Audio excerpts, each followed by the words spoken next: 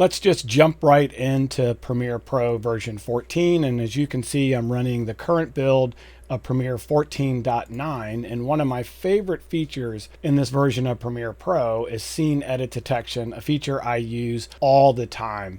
And as you can see, as I go through this clip, this is actually a clip which has been rendered out with a bunch of clips inside of it.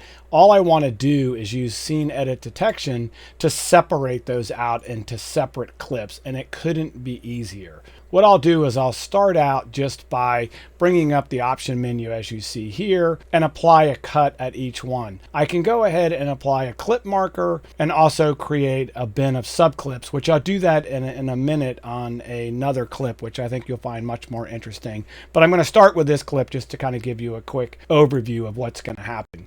So this clip's about a minute, and as you can see, it detects pretty quickly, and it is using the Adobe Sensei feature, which is our in-house AI engine, and it does an amazing job of separating these clips out.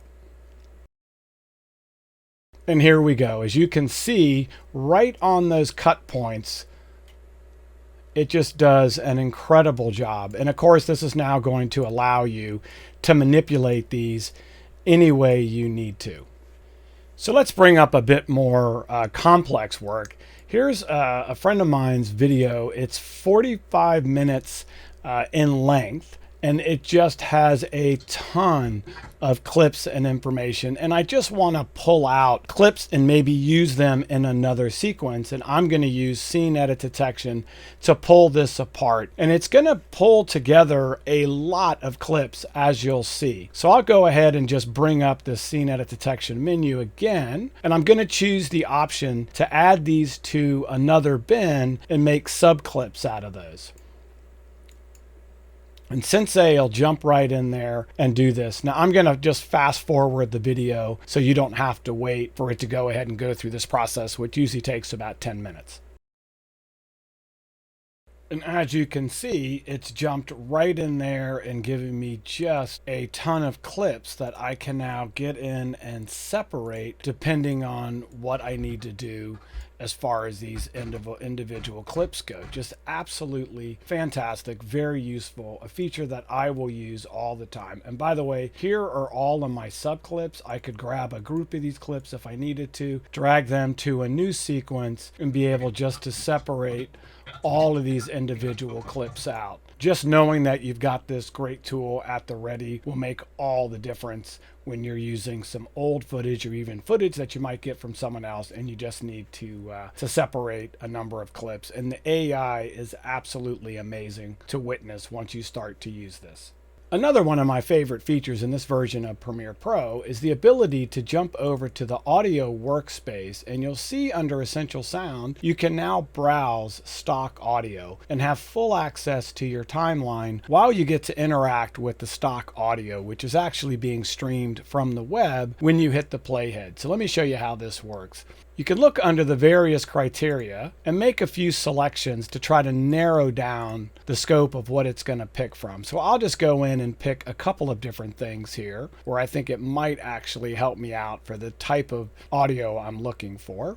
And under genre, I'll pick dance, since this guy's dancing, maybe Latin here, maybe even look at jazz. And then under filters, I can come in and I can choose beats per minute, how long I want it to be, or just go ahead and move either one of these sliders under a range, and I'll just select no vocals here. And now what you see is, as it's parsed through all that, is I have the ability just to hit the playhead and watch how that's going to sound while it's playing without having to drag anything to the timeline or take the time to download.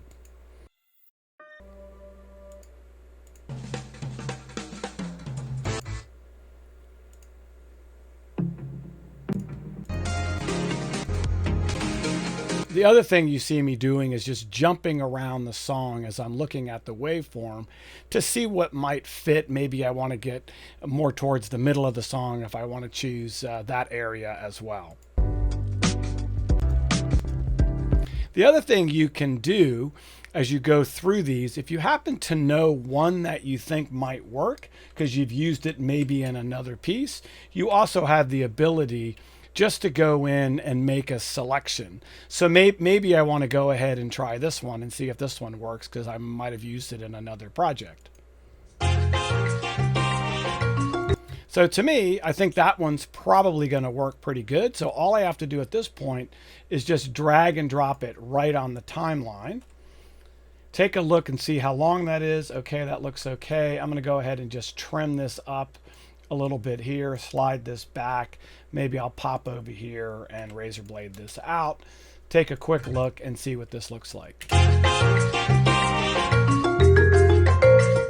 And then at that point, if it looks like I want it, I can go ahead and export out a test file. Maybe I want to just sort of see how this renders together. It's a low quality audio version, or if I want the high quality, I can just click on the shopping cart here and license that. Working with stock audio is just that easy, and interacting with the timeline as you go through these individual audio clips couldn't be easier. Okay, let's jump into another hot topic, and that's just a quick introduction to what's going on with HDR as we continue to make this as easy as possible to get into, especially with phones like the iPhone 12, which you're obviously shooting in HDR, not to mention a lot of the devices like the Atomos line, which I do use a lot of. So let's just start with a ProRes XQ file coming from an Atomos, and I'm just going to show you that I have a sequence here that I went ahead and just named. I'm going to go to sequence settings here and just show you that it's at Rec 709 right here, working color space. And if you haven't seen this, we did add this in the last few revs of Premiere Pro, so you can see it. So this is going to allow us now, depending on the file type, where we're recognizing HDR metadata that's in the file, assuming that the metadata is written. Not all formats, by the way, support that, but ProRes is one of those formats. And if I drag and drop this into a sequence, and it's the first clip, of course, it's going to detect something that isn't the same, say it's a sequence settings, and in this case, it's going to end up being the color space. When I click on here and you notice, and I go up to sequence settings, it's detected that that's Rec 2100 HLG file. And again, all it's doing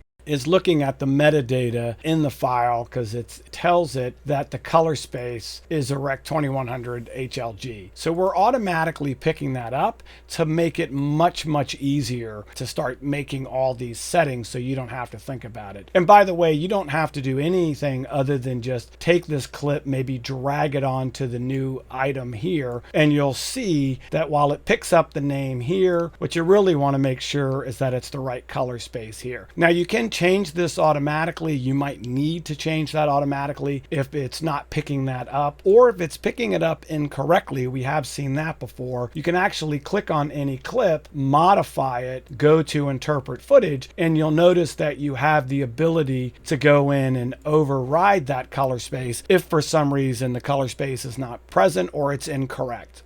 So again, trying to make it much more flexible. Now, while I'm in this mode, we should just take a minute to point out that it really depends when you're working this way on the type of display that you're using. And today I happen to be on this Mac, I happen to be on a Dell display, the 40-inch ultra-wide 10-bit display, Thunderbolt 3, absolutely beautiful, stunning display. It has a gorgeous picture, great to edit on. But if I need to have something like HDR monitoring, and it really depends on the type of display that you had and how bright it gets, again, the nit value. I do have another display that's not connected currently, and I'll bring it up and let me just compare these two windows for you here, because they're kind of the same. This display, as you can see here, is the LG HDR 5K display. Another nice display. It actually has HDR built in it, and the Mac OS and Windows as well can detect that these are HDR displays, and you can turn this button on and it will actually change what this picture looks like inside Premiere. It's actually pretty cool if you need to be able to monitor that way. Again, it really depends on the quality of the display. The LG is okay. I'm not so sure I would trust it more than, say, I would trust an output device from an AJA, Blackmagic, or Bluefish type device,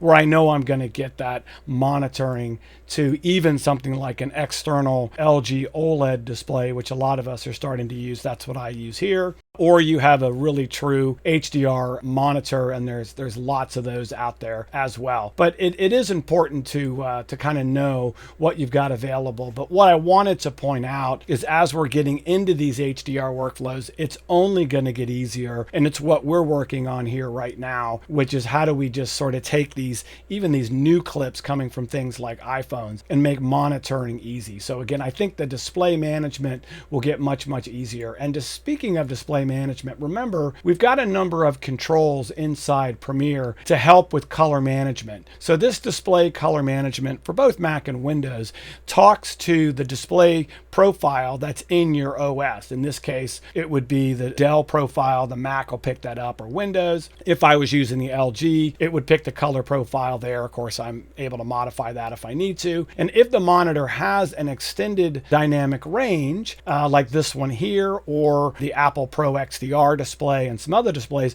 you can turn this button on here to get more of an accurate brightness values over here to really make it much, much easier to give you a starting point. If I turn this on right now, it's not going to do anything for me because this doesn't have any HDR. If I was on this display, I would actually see a change. Or of course, if I was using the Apple Pro XDR display, I would see it as well. So just wanted to point that out. We're going to come out with more and more ways to make HDR very easy and very approachable, and just wanted to point that out. And finally, let's go ahead and bring up some performance monitors and look at some improvements that we've been working on for HEVC and H264 decode or playback on the timeline. And I'll go ahead and just start with a real quick demo of H264 playback and let you see how the GPUs are being affected and how smooth this 4K timeline that actually has 5K media rescaled shot on the GoPro Hero 9 Black.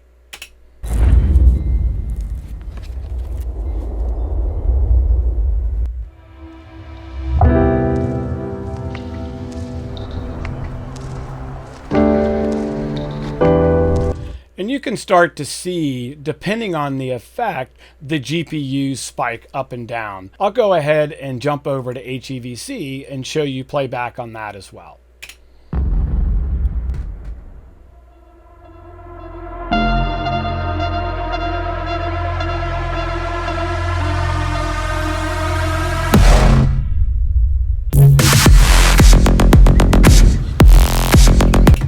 Absolutely smooth as butter. So I'm going to go ahead and just copy this boilers video here. I'm going to target this track up here, paste this down, and depending on what you're doing with your project, you can really get the GPU to spike, which is exactly what we want to see.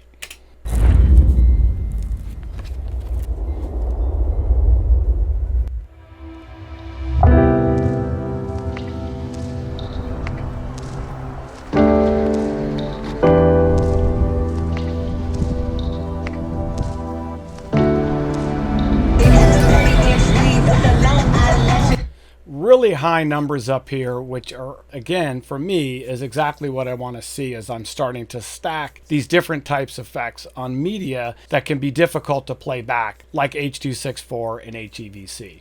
And of course, this already works when you go to re-encode this or just encode to either one of those formats as well. Thanks for taking a look at the tech table. We'll see you next time.